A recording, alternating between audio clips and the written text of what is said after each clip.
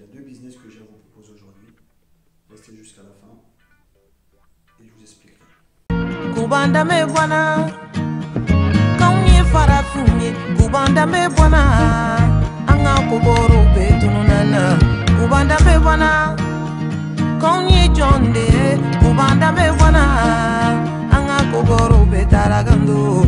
Kubanda me bwana, kaunye farafunye. Kubanda me bwana, anga masele ya kelambulu. Malien, malienne, j'espère que vous allez bien.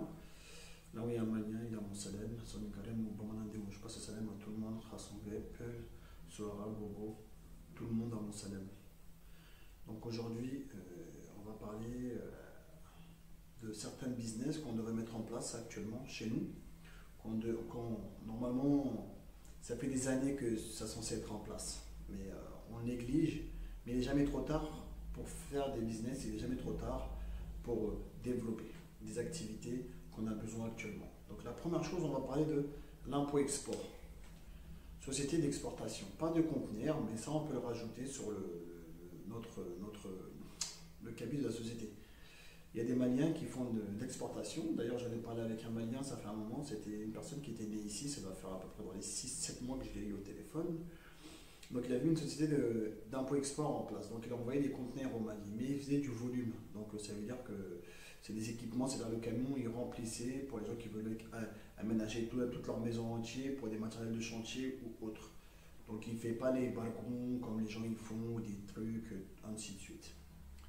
Donc, mais aujourd'hui, moi je vais vous parler plutôt des véhicules, parce que chaque année on envoie des véhicules au Mali. Moi je l'ai envoyé, ça fait le 3 ou le 4 décembre, il y en a un qui est parti, mais il est parti au Ghana celui-là. Mais il va au Mali, parce qu'il s'arrête au Ghana, parce que les équipements au Ghana ils sont pas chers, donc il sera équipé au Ghana, puis il rentre au Mali. Voilà. Donc chaque année, il y a des centaines et des centaines, je dirais même, on peut arriver jusqu'à des millions de Maliens qui envoient des voitures par an au Mali, soit par le Sénégal, soit par la Guinée-Conakry, ou soit par la Côte d'Ivoire. D'accord? Parce que nous, on n'a pas de port chez nous, donc qu'est-ce qu'on fait? On transite chez les autres. On rapporte à plus de 600, on rapporte 600 millions à peu près, entre 600 et 700 millions au Sénégal, quand on rapporte des frais de transit. C'est à chaque véhicule qui va au Sénégal pour aller au Mali, tu payes des frais de transit pour l'État sénégalais.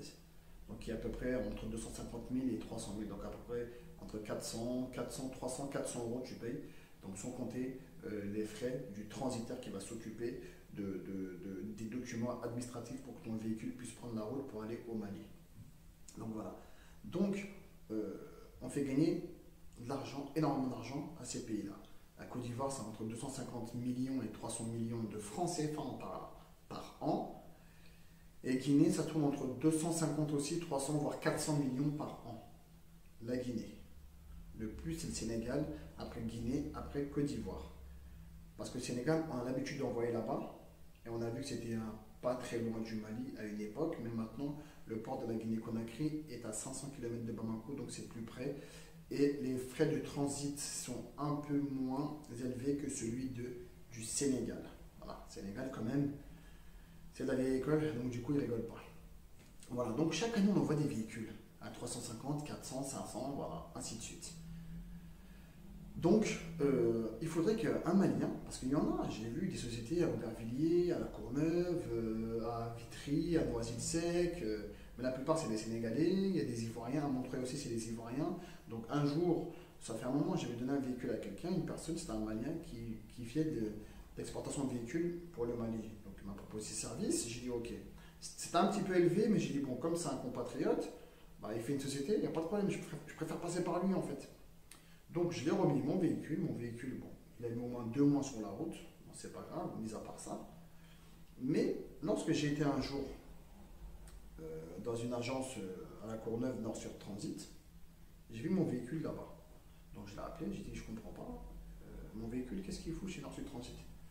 Oui, bah écoute, j'étais un peu chargé overbooké, donc comme je suis en partenariat avec lui, je l'ai donné pour que lui, il envoie, mais t'inquiète pas, t'en fais pas, il n'y a pas de problème. Je lui ai dit, écoute, Nord-Sud Transit, là, la personne que tu as envoyée, Philippe, depuis 2003, je travaille avec lui, j'ai des prix, donc personne n'a. Je sais qu'il me fait des prix on a eu des, voilà, avec lui, on a eu des hauts et des bas. s'est même embrouillé, c'était, voilà, donc maintenant on est amis quoi. Donc même un jour je l'ai blagué, j'ai dit je fais une société d'import-export, il m'a dit avec grand plaisir, tu sais quoi, je te montre tous les tuyaux, il n'y a pas de problème, ça me ferait plaisir, je vais t'envoyer des clients. C'est un lien qui est entre nous. Donc je lui ai dit, tu envoies mon véhicule via Nord-Sud Transit en sachant que le prix que tu m'as dit, il y a 150 euros moins, de 150 euros de moins si je passe par Philippe directement. Bref, je l'ai laissé passer, je ne voulais pas rentrer dans les histoires. Cette vague, elle est passée. Ok. Donc aujourd'hui, les ML, quand j'ai envoyé mon 4x4, là, ils m'ont pris 550 euros. Un 4x4 pour l'envoyer. Donc les petites citadines, ça coûte entre 350 euros et 400 euros. Les petites citadines. Ok. Mais on envoie nos véhicules vers au Sénégal et nos véhicules, tout le temps, il y a des problèmes. Parce qu'ils arrivent au Sénégal, quand ça sort du Sénégal, il y a toujours des problèmes. Soit on se fait voler nos pièces, soit le véhicule est dans un état pas possible. Tout le monde néglige plus parce que le véhicule il est en transit. Donc en fait, chacun se renvoie la balle. La personne qui va le chercher va dire moi j'ai trouvé comme ça. Au port du Sénégal, ils vont dire j'ai trouvé comme ça. Ça s'est passé en Belgique. Mais pourtant, quand tu donnes en Belgique, tu déposes ton véhicule là-bas, eux ils le mettent dans un camion, ils le mettent dans le bateau et ça part. Donc chacun se décharge en fait. Donc à la fin, comme le véhicule va chez nous, on ne sait même pas qui a attaqué. Tu vas chez Nord-Sud Transit, ils vont dire hey, moi j'ai rien à voir. Ton véhicule, voilà, ainsi de suite, c'est pas moi, c'est la compagnie maritime, donc il faut voir ça avec eux. Tu n'es jamais remboursé. Alors que si c'est un Malien qui le fait, l'un de nous qui le fait ici, on peut entamer des dialogues, c'est-à-dire on sait que ça va au Mali, donc il va en prendre soin en fait. Pour ne pas foutre sa réputation en l'air, il va en prendre soin, il va faire en sorte que le véhicule arrive en bonne et due forme. Au Mali, ou au Sénégal, ou en Guinée. Mais aujourd'hui, avec les liens qu'on a avec le Sénégal, qui nous ont fermé leurs frontières, donc les 600 millions qu'on leur donne par an, parce que les transits, c'est entre 300 000 et 1 million, voire si c'est des voitures, des camions, des semi-remorques conteneurs, ça monte jusqu'à 1 million, pour juste passer chez eux et aller au Mali. Donc on leur donne 600 millions par an. Aujourd'hui, c'est la Guinée qui nous a ouvert leurs frontières, qu'ils n'ont jamais fermé la frontière et qu'ils ont toujours laissé ouvert les ports pour tous les Maliens. Donc moi aujourd'hui, si je dois investir quelque part dans mon véhicule, ben, je vais l'envoyer par la Guinée, quoi. Le Sénégal, excuse-moi, mais je le boycotte, je suis désolé pour les Sénégalais, mais je ne fais pas ça au peuple sénégalais, je fais ça pour le gouvernement sénégalais. Voilà. Ce qu'ils gagnent avec moi, c'est pas grave, je coupe les robinets avec eux. Enfin bref, ça c'est autre chose. Puis, lorsque vous avez un véhicule là-bas au Sénégal, donc souvent, moi ça m'est arrivé d'envoyer un camion là-bas au Sénégal. J'ai déjà envoyé un camion au Sénégal, j'en ai envoyé 2. Premier, j'ai envoyé, mes affaires, ils se sont fait, je me suis fait dépouiller mon camion. Donc on m'a appelé, on m'a dit ton véhicule, il est arrivé. Donc j'ai dit alors, c'est bon, ils m'ont dit ouais, il est fermé et tout, il n'y a aucun problème et tout, ton véhicule il est là. J'ai dit ok, tant mieux, donc ils ont sorti le camion. Après, et j'ai arrivé, quand ils ont sorti du camion, j'ai dit à mon cousin et tout, ils n'ont pas touché, il m'a dit non, rien. Arrivé, on a vu qu'ils ont envoyé, il y a 6 panneaux solaires qui ont sauté, il y a 2 groupes électrogènes qui ont sauté, il y a des tronçonneuses qui avaient sauté, il y a des matériels pour scier le bois, limer le bois, tout ce qui est menuiserie qui avait sauté. J'avais mis des haches, des petits haches qui avaient sauté. Il y avait des valises de ma mère de sap pour ces petits là-bas qui a sauté. Enfin, plein de choses sauf les gros trucs, les frigos, tout ça. Or qu'au port du Sénégal, pourtant il y a des caméras. Ok, donc j'ai perdu tout ça. J'ai fait une déclaration, rien du tout. Tout le monde s'est déchargé. J'ai pas parlé. J'ai dit peut-être que c'est moi qui n'ai pas de chance. Donc voilà, j'ai abandonné le navire. En 2016, j'ai envoyé un camion. Pareil, c'est un camion frigorifié. Je l'ai envoyé, j'ai chargé Tosma. Alors, mon chauffeur, il devait venir le chercher. Le chauffeur était en route. Donc le transiteur a fait le nécessaire. Donc le camion s'est retrouvé dehors avant que le chauffeur il arrive. Donc le camion était dehors avant que le chauffeur il arrive. Donc, le chauffeur il m'a dit le camion il est fermé, il n'y a pas de problème. Sauf que rebolote, ils ont raflé. Donc, ils ont dit non, si on fait un constat, c'est pas eux, parce que le camion est déjà dehors, ça se trouve c'est les gens de dehors qui ont volé le camion. Ok. Alors que le transitaire, il a dit le camion, lui, il l'a sorti, il l'a mis dehors, il l'a mis dans un parking qui est surveillé par des gens qui payent. Donc c'est pas possible, c'est arrivé là-bas. Donc, le port, ils ont déchargé, et le port, il dit de toute façon, le camion, il est dehors, on ne peut pas faire de constat, parce qu'une fois qu'il est dehors, voilà, c'est notre problème, ça se trouve c'est les gars de dehors qui ont volé, donc eux, ils ne peuvent pas savoir. On a dit on regarde dans les caméras, non, c'était un problème, on n'a pas regardé dans les caméras. Donc du coup, voilà. À qui la faute? On ne sait pas. Sauf qu'un jour, j'étais en vacances au Sénégal avec un ami. J'étais même pas en vacances, j'étais pour un petit business au Sénégal, puis on est parti au Mali. Donc un jour, je vois des t-shirts face au canon sur un mec, parce que j'avais mis deux cartons face au canon sur un mec. Donc du coup, j'ai demandé, j'ai dit, tu as acheté où ton t-shirt? Il m'a dit, je l'ai acheté au marché. Tu as acheté où au marché? Il me dit, non, au marché et tout, c'est un mec qui vend des détails, beaucoup d'affaires. Donc après, j'ai tilté. Donc je savais qu'en fait, ils ont dit que ça a été pris en Belgique, au port. C'est là que je me suis rendu compte que ça n'a pas été pris au port, ça a été pris au Sénégal. Mon cousin, il a envoyé des voitures. S'il te plaît, un Toyota 26, on lui a pris ses lèvres-vitres. On lui a arraché son poste. Et il prétend dire que c'est en Belgique. Donc en Belgique, ils vont nous enlever nos lèvres-vitres. Purée, comme s'ils n'avaient pas ça sur le bon coin, quoi, qui coûtait des 5-6 euros, comme s'ils avaient que ça à faire, en fait. J'ai pas que c'est faux, mais voler le poste radio cassette d'un Toyota Yaris, ça, je dis bien des cassettes passées des Toyota Yaris en Belgique, ça se pose des questions, parce que ça aussi c'est arrivé. Ok, de dépouiller des voitures, retirer ses jantes et mettre des olivères sur des RAV4 2003-2004 en Belgique, ça aussi je me pose des questions. Mais bon, en tout cas, moi j'ai été volé au Sénégal. Bref. Et un jour, j'ai envoyé la voiture de mon beau-frère, pareil. Le chauffeur était sur la route. Il y a eu le car, il a pris une journée de retard, il est arrivé, il m'a appelé, il m'a dit le véhicule il n'est plus là. J'ai dit ah bon, il m'a dit le véhicule il n'est plus là, il est parti au Mali. J'ai appelé Philippe, comment ça se fait que mon véhicule n'est pas au Sénégal? Ah mais attends, t'as 48 heures, si 48 heures t'étais pas là, bah le véhicule il sort, il le ramène. J'ai dit ramène où? Il m'a dit à la frontière. J'ai dit ok, il n'y a pas de problème, bah merci Philippe. Sauf que le gars de la frontière, il fallait donner 150 000, parce que genre soi-disant il avait de l'essence, son transport et sa prestation. J'ai dit je ne paye pas, je ne peux pas payer ça. Regardez comment on nous respecte, nous, les Maliens. J'ai dit, je ne peux pas payer ça, en fait. C'est du vol. Oui, mais si tu ne payes pas, ton véhicule, tu ne le récupères pas. J'ai dit, ok, il n'y a pas de problème. J'ai dit, bon, mon chauffeur, il arrive, il va te remettre l'argent. Mon chauffeur, il a repris le car. Il est reparti à Diboli. Arrivé là-bas, il m'a envoyé les photos du véhicule. Feu cassé, le pot d'échappement éclaté. Quoi d'autre? Feu éclaté, feu d'échappement éclaté.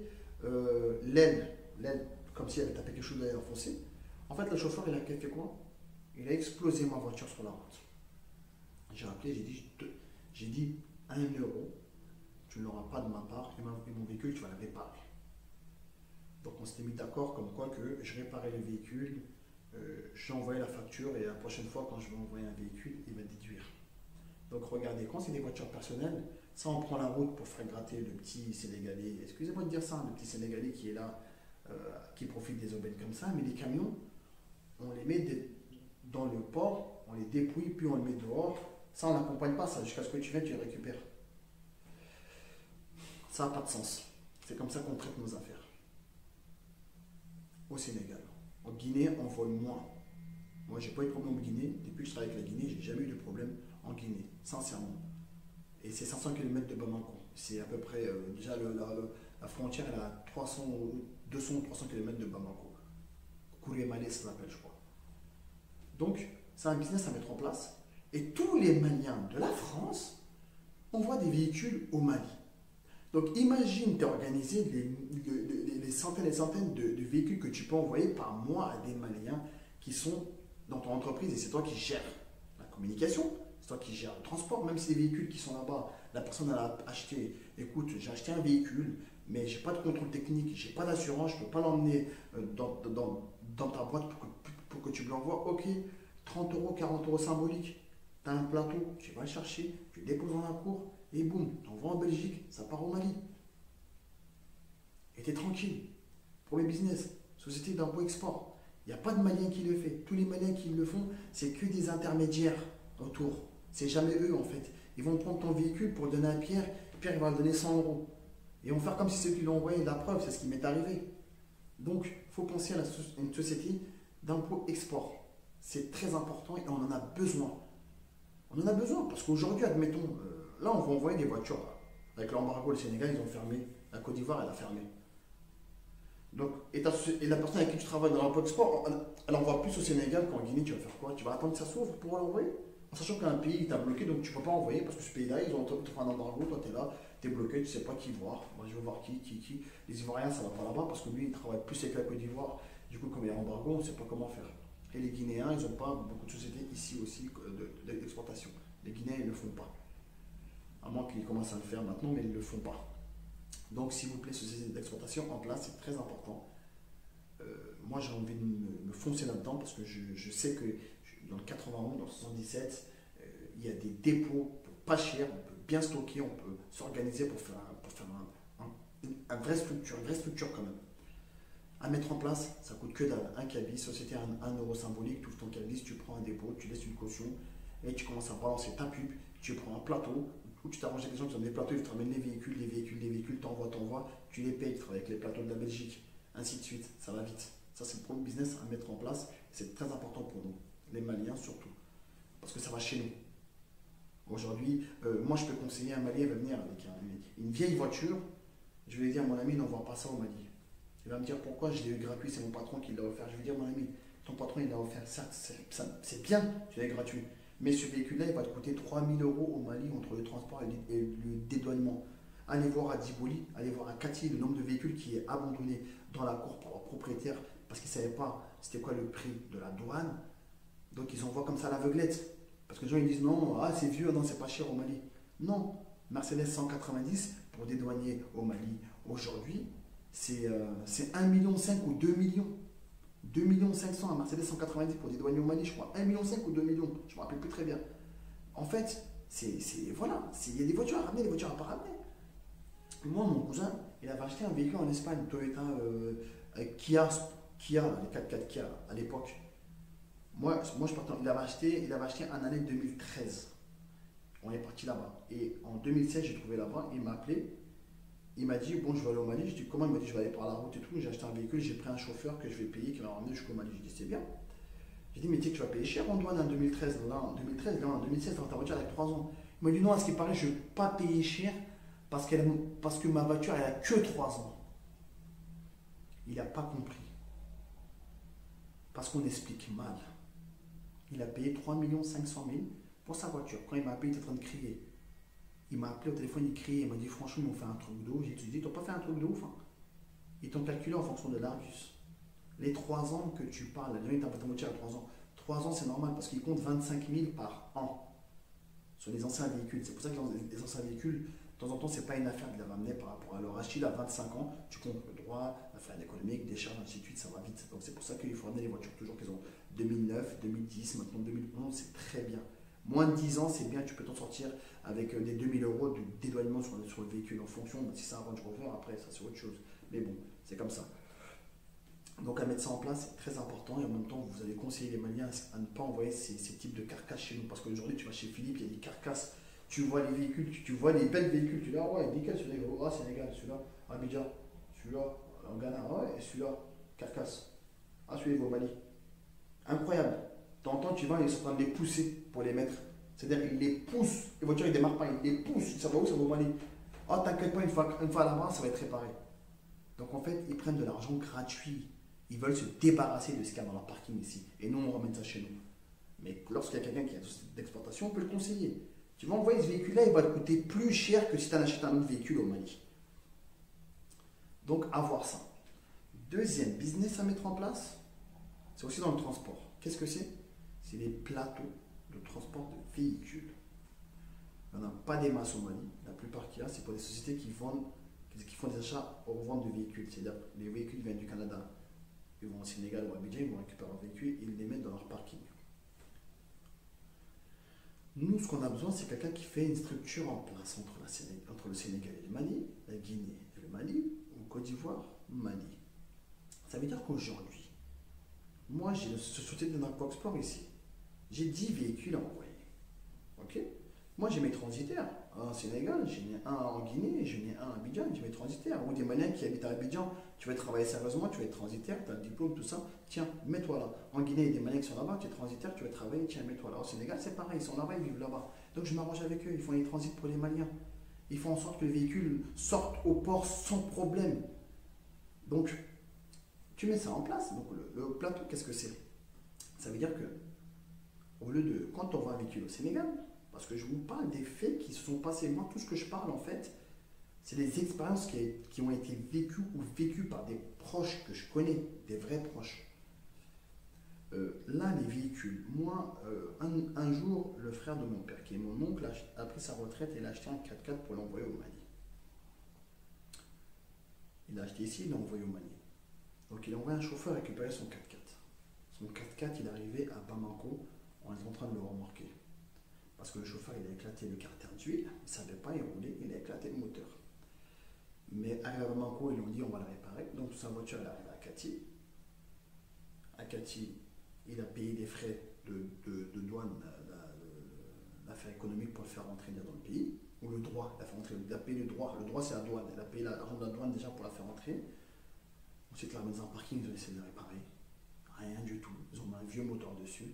Au bout de 2 mois, il l'a vendu à même pas 1 million entre le véhicule, entre le dédouanement, l'achat du véhicule et le transport, ça va coûter à peu près 7 000 euros.